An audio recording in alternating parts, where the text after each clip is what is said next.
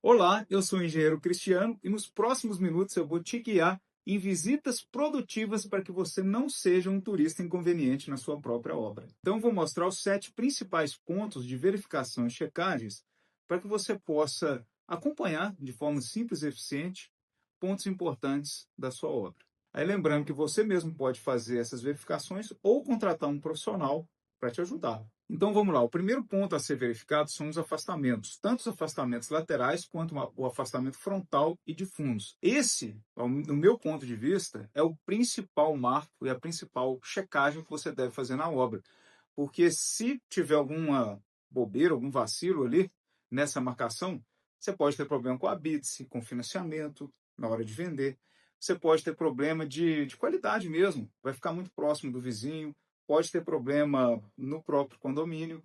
Então, como que você pode verificar? Ao fazer a marcação da obra, das estacas, antes de concretar, você mesmo pode ir e esticar uma trena do eixo da estaca mais próximo da divisa até o afastamento que você quer medir. Então, talvez seja interessante você pedir para o encarregado da obra ou para o engenheiro da obra te ajudar a fazer essa medida.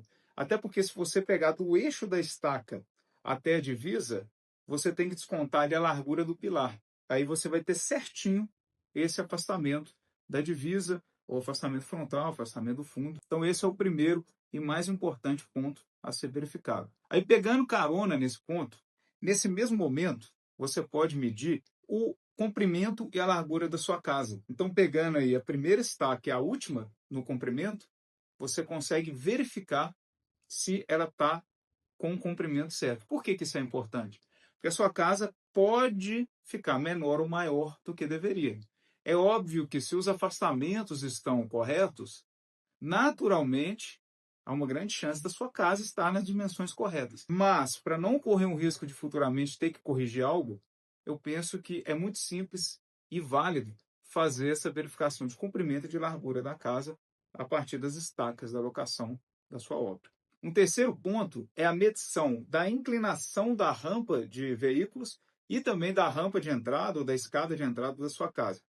Por que esse desnível é importante, essa inclinação? Porque eu já vi casas que ficaram muito mais altas. E aí, o que aconteceu? A rampa de entrada ela era muito íngreme. Isso dificulta muito o acesso de veículos, principalmente. E eu já vi casos também que a rampa ficou muito inclinada para baixo.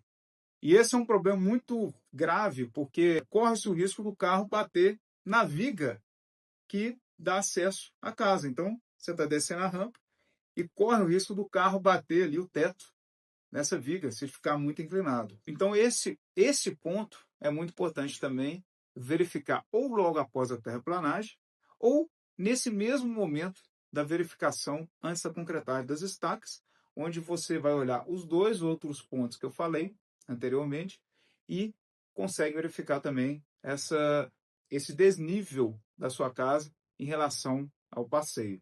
Um quarto ponto crítico acontece na etapa ou de estrutura ou de alvenaria. Vai depender de como que vai acontecer a dinâmica da sua obra. Então, quando você está subindo os pilares da obra, é muito importante medir cada cômodo. Então, você mede, por exemplo, um banheiro, que normalmente tem 1,20 de largura, você mede a largura de 2 pilares. Se essa largura tiver com 1,22, 1,23, possivelmente seu banheiro vai ficar um pouquinho menor do que 1,20. Agora, se ela já tiver com 1,15 e o seu banheiro for 1,20, tem alguma coisa errada ali. Então, esse é um ponto de verificação importante, porque é muito mais fácil corrigir algum pilar, algum erro de locação que teve ali na obra antes de você ter o teto pronto, do que depois da laje do teto concretada. Aí pode ser que você tenha que lidar com um banheiro menor do que você gostaria. Existem obras que sobem primeiro a alvenaria, junto com a alvenaria vão subindo os pilares, antes da concretagem. Aí fica até mais fácil de você avaliar essa dimensão dos cômodos. Então, um ponto que você pode ir à obra para verificar é justamente depois que fizer a marcação da alvenaria. Então, marcou as alvenarias, você consegue ir lá e medir, redimensionar cômodos. Então, pense que antes de começar as elevações das alvenarias, você poderia marcar com o seu encarregado ou com o construtor da obra, ir lá e verificar cada cômodo. O quinto ponto seria a conferência dos pontos de elétrica e de iluminação. Então, eu costumo conferir esses pontos junto com meus clientes quando a gente termina a parte cinza da obra, ou seja, terminou todo o reboco da obra, é um ponto de validação muito importante, porque muitas das vezes algum eletrodoméstico, alguma tomada que deveria ter sido colocada na casa não foi. Então esse é um momento para poder revisar e colocar esses pontos. Ou algum ponto que você queira mudar também, em função do armário que vai entrar no lugar, que quando foi feito o projeto não era previsto, ou de uma mudança de layout mesmo, da cama, ou de alguma cômoda, ou de um armário. Então, essa verificação, essa validação dos pontos de elétrica, ela é muito crítica. E nesse momento você pode também avaliar os circuitos de iluminação. Então, mudar o interruptor de lugar. Se tiver pronto já algum posicionamento de iluminação também, você pode conferir nesse momento. Então, essa checagem é crucial na obra para evitar alguma mudança depois que já tiver com o revestimento, com a pintura ou com o azulejo.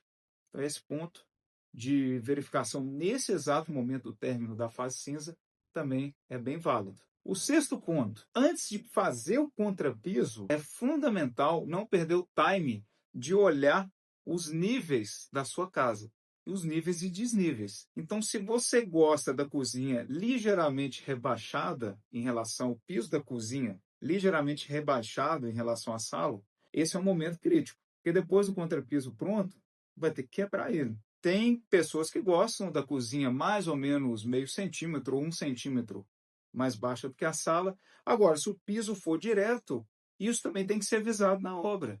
Vai ser usado o mesmo revestimento na sala e na cozinha, então é o momento certo de passar isso para o pessoal da obra, validar isso na obra, para não acontecer nenhum erro. O mesmo vale para os banheiros. Normalmente eu deixo meus banheiros 1 centímetro mais baixo do que o quarto, ou do que a sala, né, com um lavabo, e o box do banheiro mais 1 ou 2 centímetros mais baixo. Então, antes de fazer o contrapiso também, da sala, você tem que ter essa definição, porque pode ser que tenha que subir mais o contrapiso da sala para conseguir deixar esses 2, 3 ou eventualmente até 4 centímetros de rebaixo no banheiro.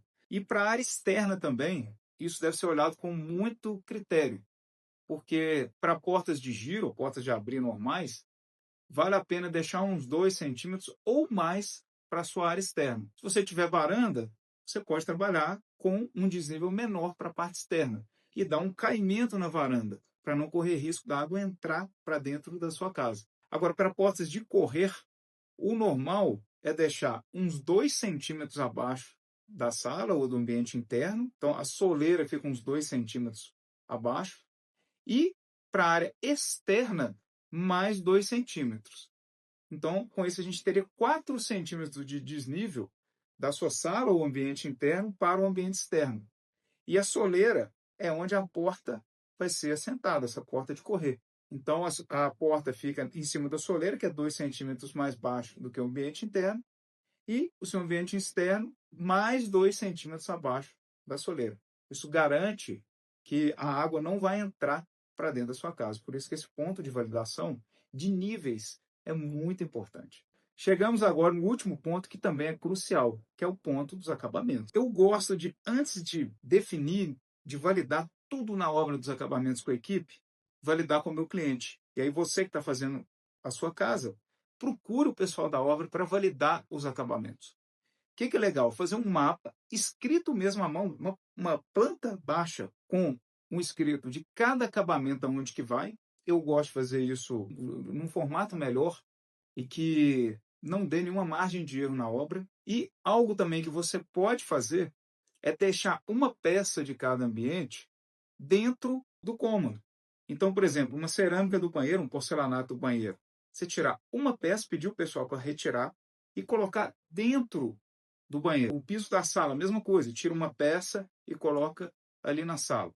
Isso facilita também, é algo visual que o pessoal da obra entende muito melhor.